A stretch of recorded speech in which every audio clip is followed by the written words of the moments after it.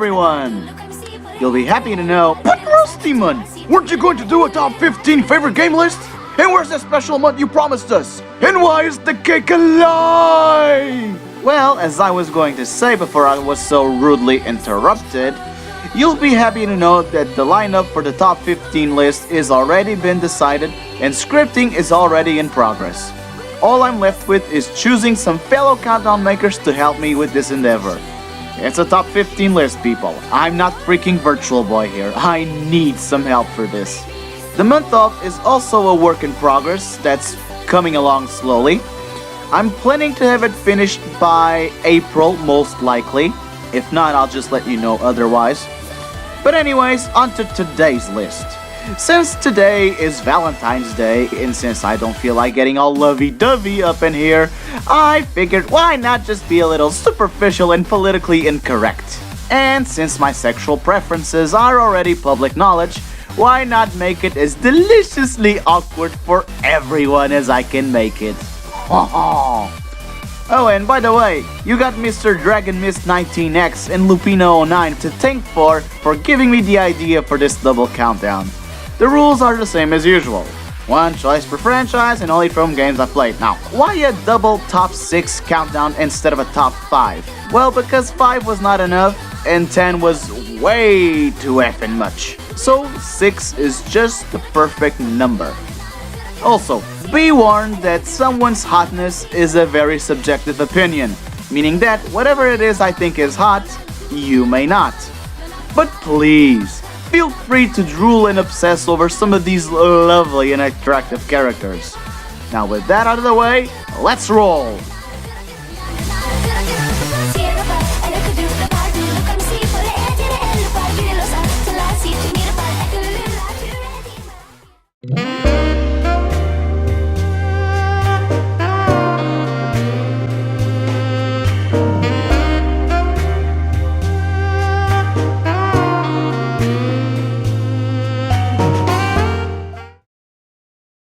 Whoa, mama.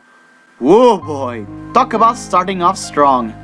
To kick off this list, we have the Keyblade Master herself, Aqua, from Kingdom Hearts Birth by Sleep.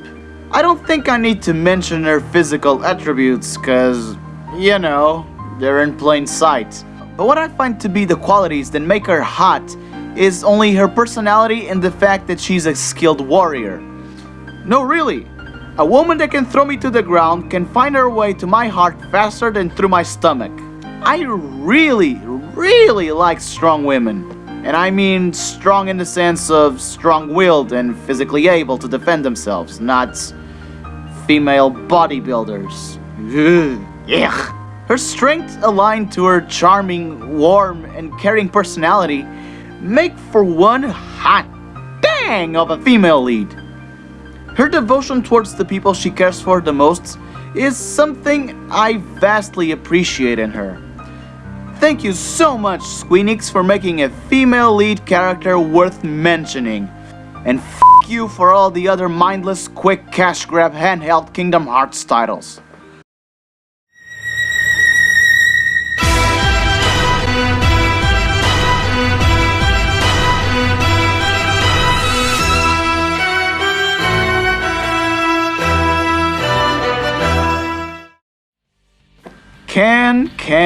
Can. Mamma mia, now there's a spicy meat bun. Yes, meat bun. I know what I said. Anyway, Ken Masters, ladies and gentlemen. You know him, I know him, even people who don't play Street Fighter know him. Ken just has the complete package. And I'm not talking about the one that's inside his pants. That's what she said. Okay, enough tasteless jokes. But honestly, can you blame me for liking Ken? He's more muscled up than Schwarzenegger and Stallone were in their prime. He's an extremely capable martial artist, he's drop-dead gorgeous, and he's rich to boot. Yeah, Ken is the CEO of his own company. When I say he has the complete package, I mean it, people. Ken is quite probably the ultimate American dreamboat. Plus, Ken is much more jovial and caring in nature compared to his other white gi counterpart, Ryu. His what? His gi. key, as in his uniform. Ken doesn't care about being the best of the best, because he at least has enough effing common courtesy to stay with his family and to provide for them. Unlike some other bushy eyebrow guy who likes to live like a hobo. I was sort of divided between Ken and Vega, but then I remembered that Vega is so narcissistic that the only person capable of liking Vega is Vega.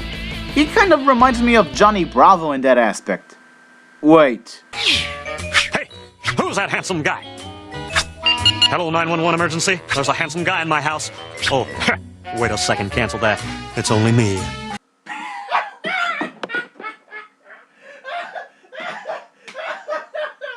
too fucking good. Oh, that's rich. I think we better move on.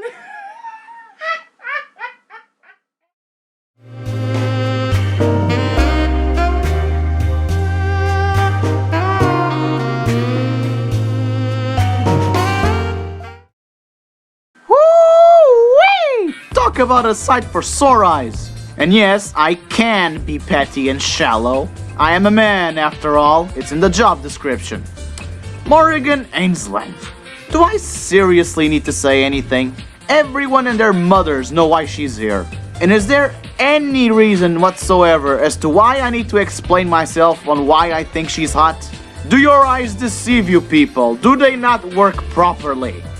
And though, yes, she could fall under the category of being drawn up by a horny 13-year-old, at least she's not intentionally skanky?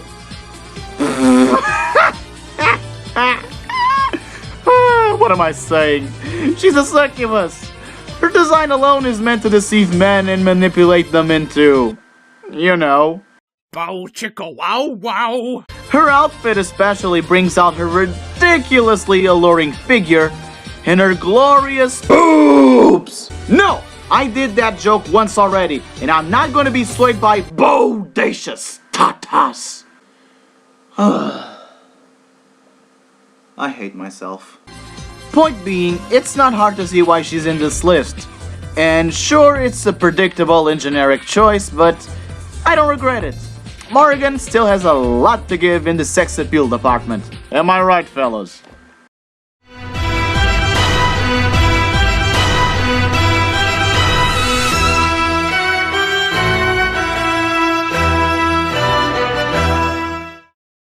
One thing you guys probably didn't know about me is that I hate arrogant people. They just live in their own little world, believing that they're above the rest of us and make us feel lower than pond scum. But let it be known that confidence is always a very attractive thing in my book. And here to prove my point and to line out the difference is my choice for this spot, Dante.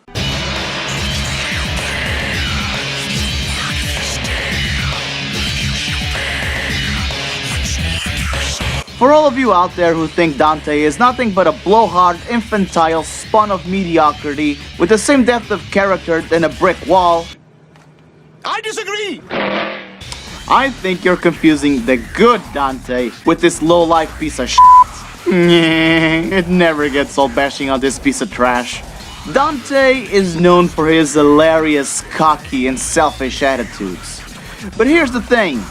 He's not just cocky, because he actually can back up every insult and deal some major punishment at that. So you see, he's not arrogant about his skills, merely overconfident. To be true, arrogance is very much closely connected to narcissism. So you see, arrogant, confident, narcissist, cocky bastard.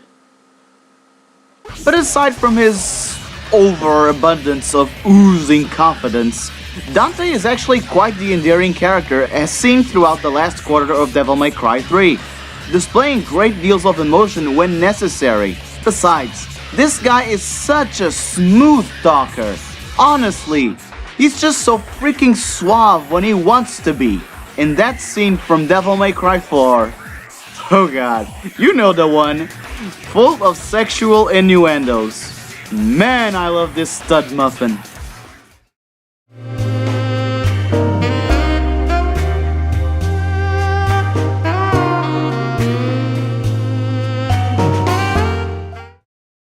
I'm just gonna jump right into this one.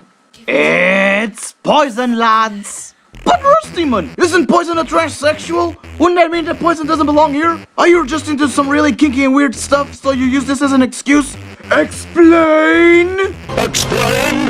Explain! Explain! First off, if I want to reveal something personal, it will be on my terms, no one else's. Second, if it looks like a woman, sounds like a woman, and wishes to be treated like a woman, guess what? That makes poison a woman in my book.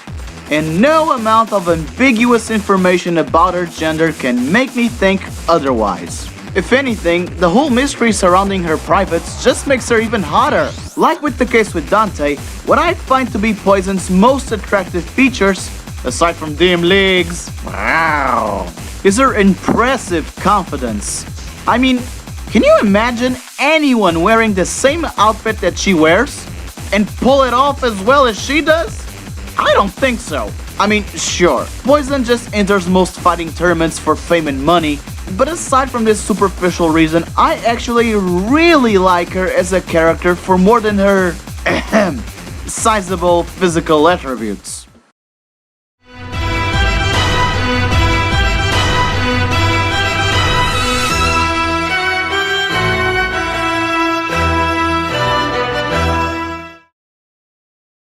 Warning, I apologize if this next segment offends anyone of French roots. Note that the ludicrous fake accent is for comedic and satire purposes. Plus, it's fun to speak out loud using it. Now, as someone who's also attracted to men, I feel that the vast abundance of big, buff, beefcake, manly man, as Lupina puts it, is becoming dull and tiring to look at, especially when their range of emotion is reduced to switching on and off between battle mode. Kratos.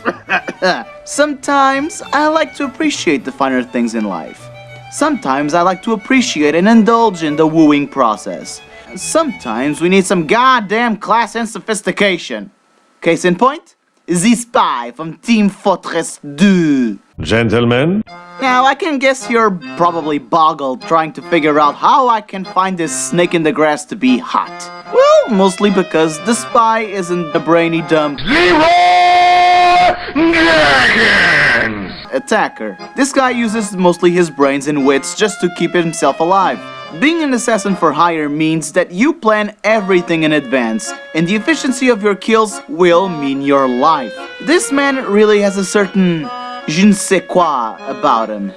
The spy just radiates this air of sophistication and finesse. Il est un gentilhomme avec les femmes, mais un assassin impitoyable et brutal avec ses ennemis. Ooh, excusez-moi, I got distracted with this French talk. Now seriously, how can anyone resist this man's charm? Not only is his allure hot, he's so much fun to play as. He's a conniving, devious, backstabbing devil. And that's just right up my alley. I love the feeling of being sneaky and furtive, going around causing mayhem and chaos unseen. I simply adore this guy and his cavalier yet devilish ways. And then I watch some freaking Gmod animations, and the illusion is completely shattered.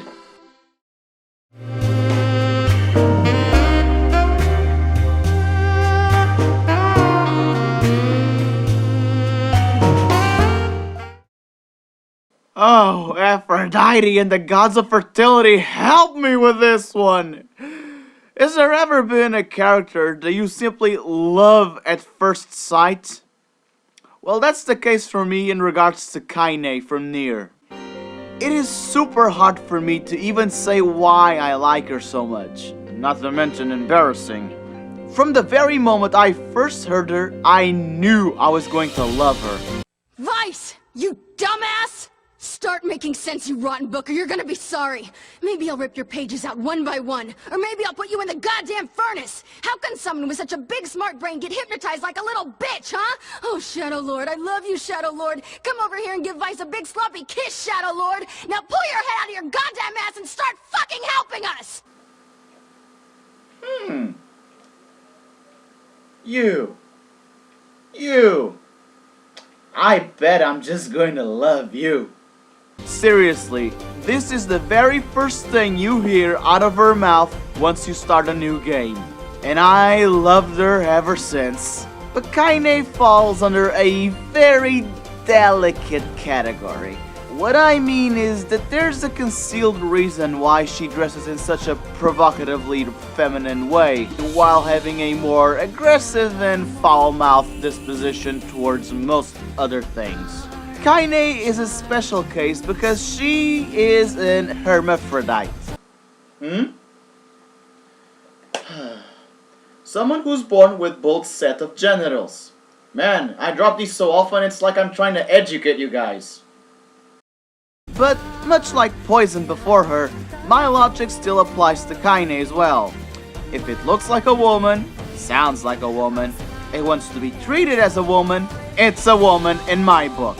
But it's not just Kaine's sense of fashion and personality that I find appealing because they're so out of the ordinary. A lot has to do with some relatable points between mine and Kaine's pasts. I won't spoil you, cause really, you need to play through Nier to understand Kaine's past thoroughly and her reasons for why she chooses to dress the way she does. I'll just say that it's some really heavy and emotional stuff. Besides, since I am bi, and since Kaine embodies both male and female characteristics, both on a physical as well as a mental level, she's just so incredibly tantalizing. Aside from that, my choice to put Kaine this high up is just cause I'm a kinky freak that has a fascination with out of the ordinary stuff.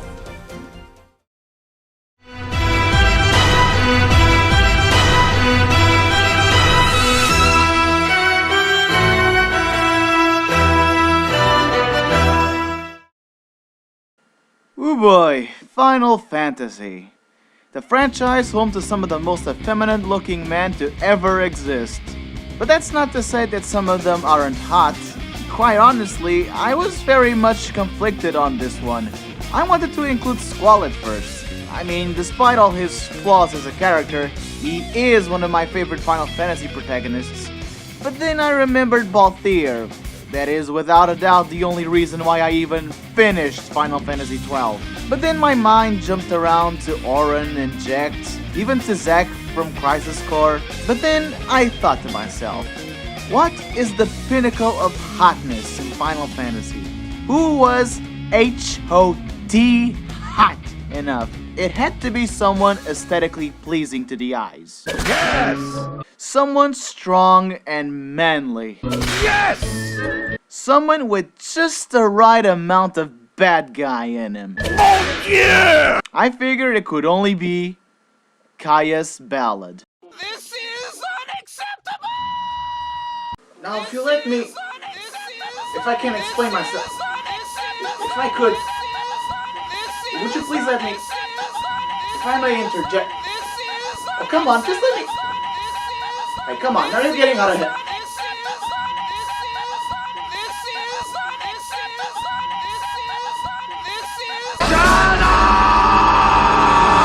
Shut up, Sephiroth fangirls and boys! My list, my rules, my choices. You wanna know why I picked this mouth-watering, knee-shuddering, muscle-towering Adonis over the over-glorified mama's boy? Well, Caius has a more masculine look to him, even if he is dressed in leather from head to toe, and that's saying something. 2. As a villain, Caius does what very other few ever achieved. Hell, he even went far beyond villains like Kefka. Whilst most villains only managed to win for a limited amount of time, Caius did the unthinkable and won. You heard me right. He won. A Final Fantasy villain won at the end of a Final Fantasy game.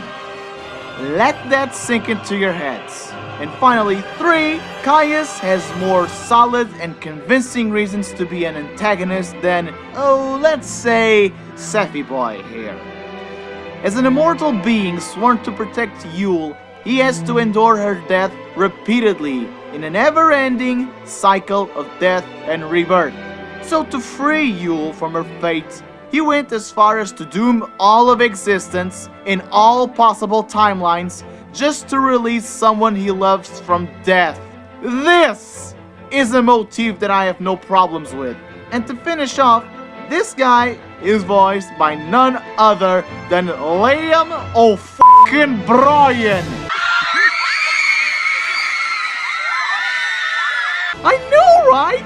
He's just one of two men alive who can make my knees shudder from simply manipulating their vocal cords. The other one being Corey Taylor, but I digress. Caius is hot more than just on a superficial level, going to unbelievable lengths for those he cares for. Add that to Liam O'Brien's sexy voice, and wrap it around a skin-tight purple leather suit, and it's not hard to see why I absolutely drool over Caius' ballad.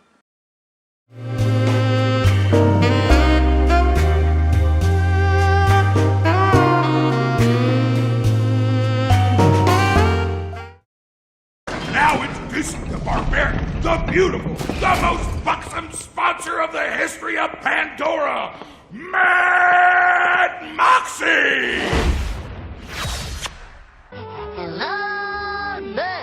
Oh, Moxie. If you ever were to look up the word eye candy in the dictionary, a picture of Moxie will be right next to it. And if it's not, it bloody well should have been.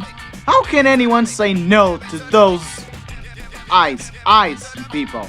I was talking about her eyes. Anyways, I don't think there's ever been a bigger sexual tease than Moxie. I mean, just look at her. If her outfit wasn't flashy enough, then her jokes and innuendos will surely change your position. Her jokes and puns range from pretty terrible. Don't worry, there's nothing better than getting to third. Base. It's a sex thing. To downright hilarious. Did I mention we dated for a while? Had to break it off when she devoured one of my other girlfriends alive. Nobody eats my lady friends but me. Oh, God. Too far. That was in bad taste. Vomited in my mouth a little bit. I didn't know much about Moxie until I played Borderlands 2, since I didn't get any DLC content for the first one. But when I saw the video that she was first introduced in, wow! It was like the stars aligned and music started playing.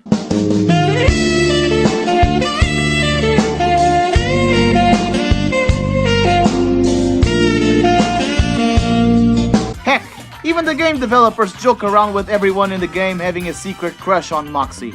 And all throughout the game, you can find all these secret spots of where you can find posters and sexy pictures of Moxie around the place. And a whole lot of tissues spread around the floor. Yeah, that's Borderlands' subtle sense of humor for you. And even Moxie herself helps in on the fun when she gives you two types of machine guns with a vibrator function. Oh, Moxie, you and your hilarious hijinks.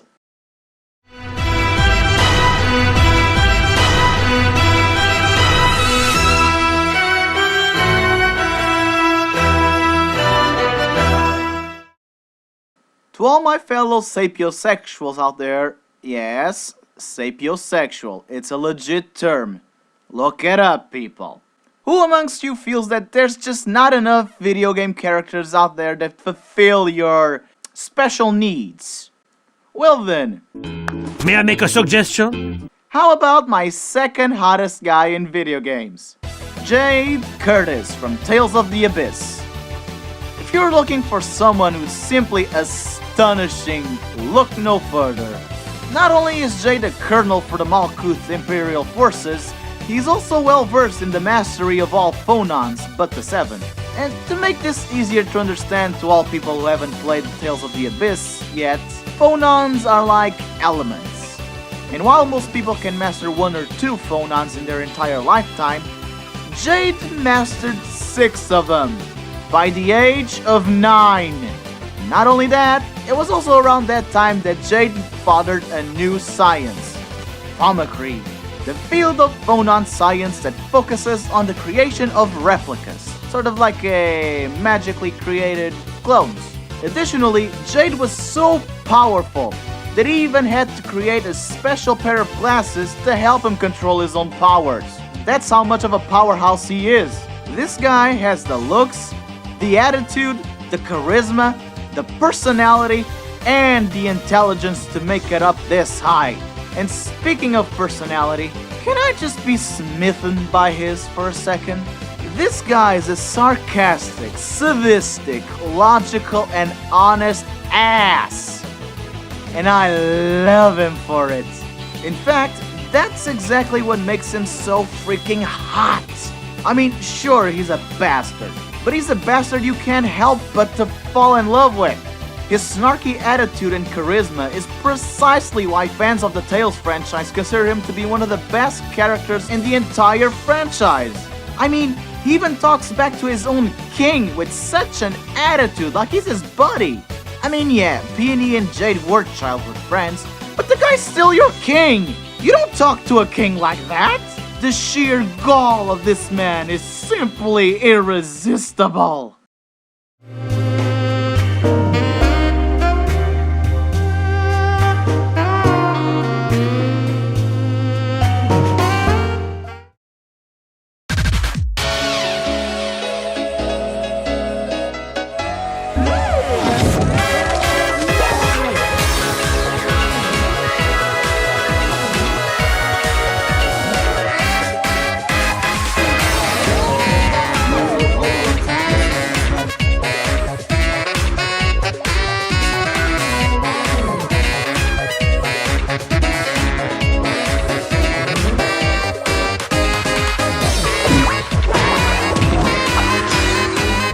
Yes! Oh, fuck yeah!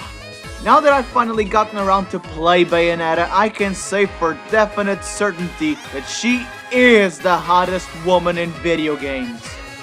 There's no question about it.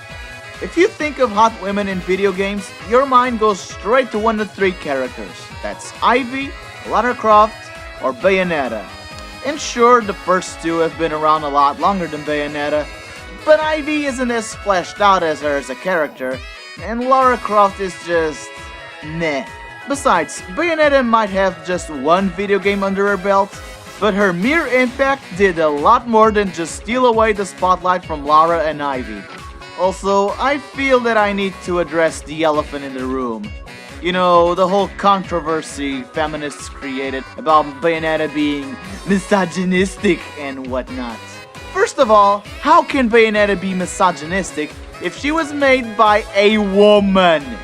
Yes, a woman created gaming's hottest character of all time. And then there's the complaints about how she is overly sexualized and behaves in a manner that panders to horny teenage boys. Are you people for real? Are you shitting me? Do you know how certain racial minorities took back their pride by making a derogatory term into a word of unity and brotherhood when used amongst them? It's the same effing principle here. People were gonna complain about her being too sexed up anyways, so they made Bayonetta's sex appeal her armor and main weapon. Bayonetta uses all of that pandering behavior and toxic sensuality and turns it into something empowering and to be proud of, and she literally wears it like clothing. Remember Tyrion Lannister's wise words: never forget what you are. The rest of the world will not. Wear it like armor, and it can never be used to hurt you. And that, my friends, is exactly why Bayonetta is at the #1 spot. She doesn't have sensuality up the wazoo for it to be just another gimmick. She's not just sexy for the sake of being sexy. She embodies all that is sexy. All the teasing and the so-called misogynistic behavior of hers is who she is, and she is damn proud to be herself, never submitting to the will or whims of others. She's so freaking hot, the camera doesn't even dare to show her naked when she does one of those magic demon creature finishers. And honestly, just between you and me, if that were to happen, I think 90% of the players would have to retire their penis to a wheelchair. Nicely done, Bayonetta. You go, girl!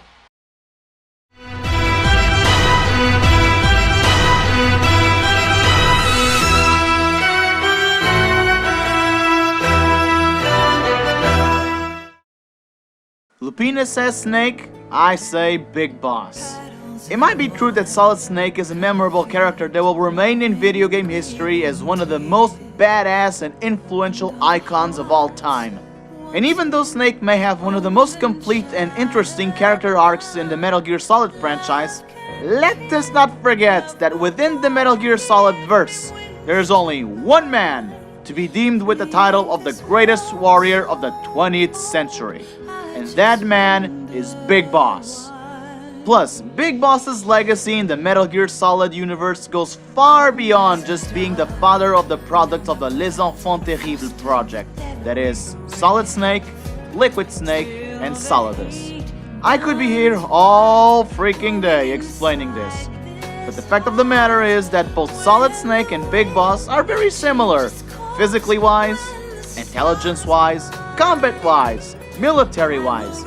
So there's no point in me debating these. When it comes down to it, this isn't just a insert metaphor for penis measuring contest. It's about who's the better character, and Big Boss is the better character here. We know Big Boss, the man, the soldier, the victim, but we only know Solid Snake as the soldier. And while that's not a bad thing, mind you, it just doesn't flesh Snake as well as it does Big Boss. Big Boss to me always felt more human, more emotional and endearing than Snake, because Big Boss wasn't genetically engineered to be the perfect soldier. Big Boss was much more flawed than Snake.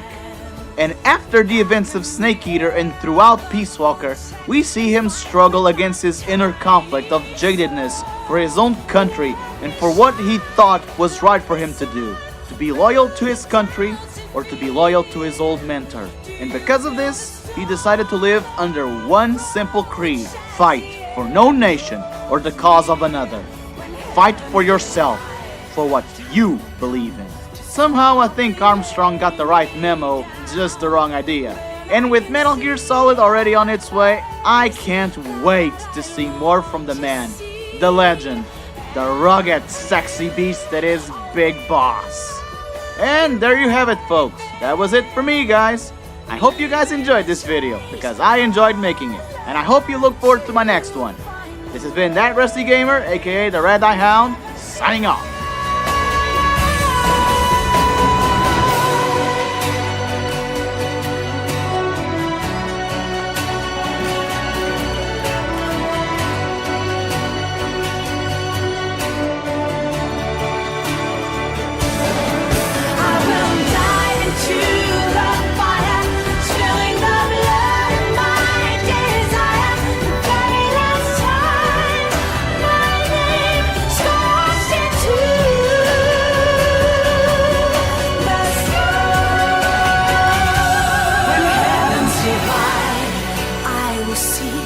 Choices within my hands. How can we ever protect and fight with our tiny souls? Let me shine. Gentlemen! May I make a suggestion? Slap my ass. Oh my.